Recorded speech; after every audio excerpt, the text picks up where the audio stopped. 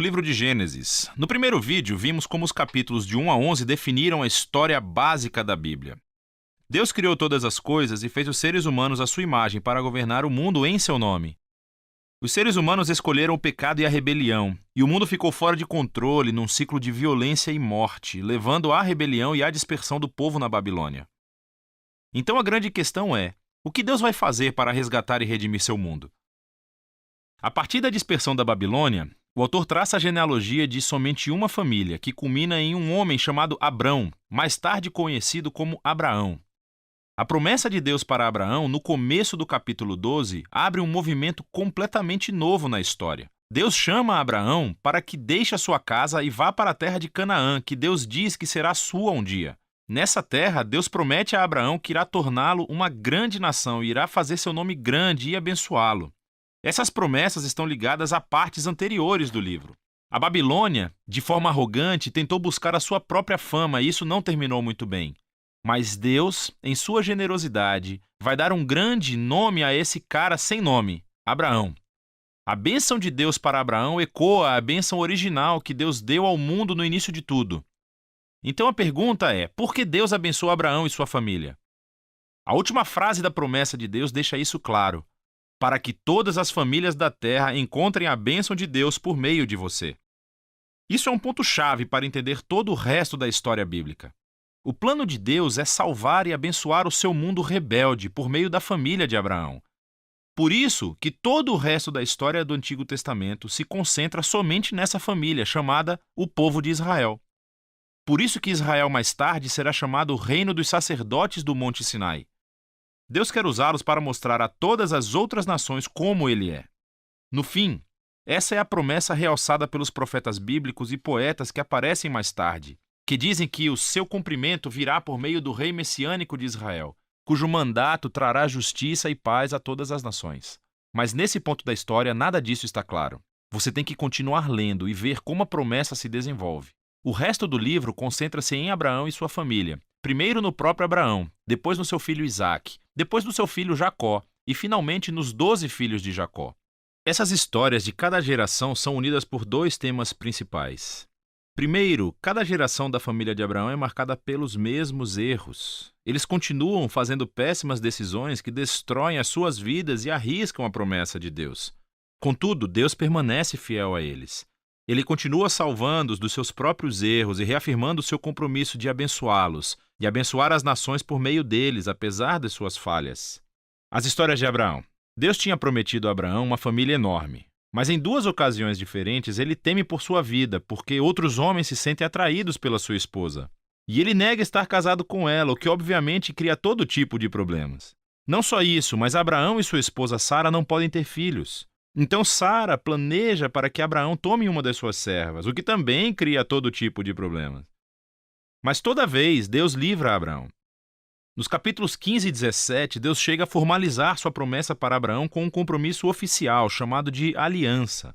Essa é uma cena clássica. Deus convida Abraão para olhar o céu estrelado de noite e contar as estrelas. Ele diz que a sua família será numerosa do mesmo jeito.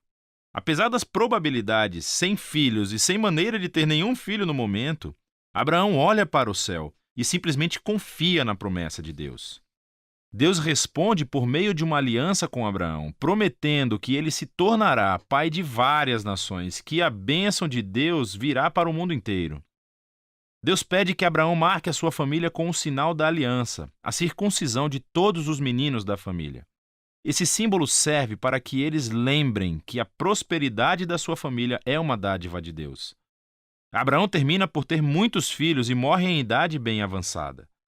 As histórias de Jacó abordam esses temas de forma ainda mais dramática. A partir do seu nascimento, Jacó faz jus ao seu nome, que significa enganador. Ele engana seu irmão Esaú, tomando a sua herança e a sua bênção. E ele faz isso enganando seu velho pai, que estava cego e simplesmente vai embora. Ele tem 4 esposas, mas ama somente uma, Raquel. E isso cria muitas rivalidades na família. A única coisa que o humilha é ser enganado por seu tio Labão, que toma anos de sua vida. O jogo finalmente virou. Um Jacó humilhado regressa à sua terra natal. Em uma história muito estranha, Jacó acaba lutando com Deus e exige que Deus o abençoe. Algumas coisas nunca mudam, não é? Contudo, Deus honra a sua determinação e passa a bênção de Abraão para Jacó. Deus muda o nome de Jacó para Israel, que significa aquele que luta com Deus. É nessa última parte do livro, da história dos filhos de Jacó, que todos os temas convergem num ponto comum. Jacó ama o seu penúltimo filho, José, mais do que qualquer outro, e lhe dá um casaco especial. Os 10 filhos mais velhos passam a odiar José. Eles sequestram-no e planejam matá-lo. Mas em vez disso, eles decidem simplesmente vendê-lo como escravo para o Egito, onde ele termina na prisão. Isso é que é um fracasso de família. Mas Deus está com José. Ele planeja a liberdade de José da prisão e o faraó termina por colocar José na posição de vice-comandante de todo o Egito. José salva a nação do Egito durante um período de fome. Ele acaba salvando os seus irmãos e sua família de morrerem de fome. Mais uma vez podemos ver que a loucura e o pecado da família de Abraão encontram a fidelidade de Deus, que transforma a maldade dos irmãos em uma ocasião para salvar vidas. Isso é exatamente o que José diz perto do final do livro. Ele diz aos seus irmãos: vocês planejaram isso para o mal, mas Deus planejou para o bem, para salvar muitas vidas. Essas palavras são estrategicamente posicionadas no final do livro, porque resumem não apenas a história de José e dos seus irmãos, mas também o livro como um todo. De Gênesis 3 em diante, os humanos continuam agindo de maneira egoísta e fazendo o mal, mas esse Deus não vai abandonar o seu mundo e deixá-lo ser gerido por conta própria. Ele permanece fiel e determinado a abençoar as pessoas, apesar das suas falhas. Você pode ver isso especialmente na forma como aquela promessa misteriosa sobre o descendente da mulher se desenvolve durante o livro. Lembre-se de Gênesis 3. Deus prometeu que esse guerreiro ferido viria e destruiria a serpente e derrotaria o mal na sua fonte. O autor então conecta essa promessa diretamente à linhagem de Abraão. Essa é a parte sobre como Deus trará a sua bênção para as nações. De Abraão, a promessa é ligada a Judá, o quarto filho de Jacó, da seguinte maneira. Em um poema extremamente importante no capítulo 49, Jacó, já envelhecido e no seu leito de morte, quer abençoar os seus 12 filhos. Quando chega a vez de Judá, Jacó prevê que Judá se tornará a tribo dos líderes reais de Israel. Um dia, um rei virá para comandar a obediência de todas as nações e cumprir a promessa de Deus de restaurar a bênção do jardim para todo o mundo. Depois disso, Jacó morre e depois José morre também.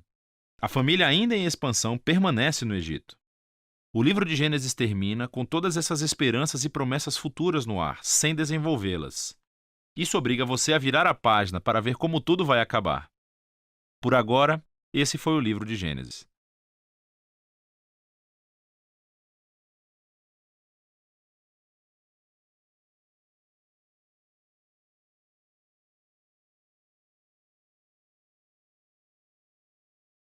Muito obrigado por assistir nosso vídeo. Ajude o nosso canal a crescer. Comente, dê um like, compartilhe com todos os amigos e familiares. Precisamos muito da sua ajuda. Até a próxima oração ou vídeo.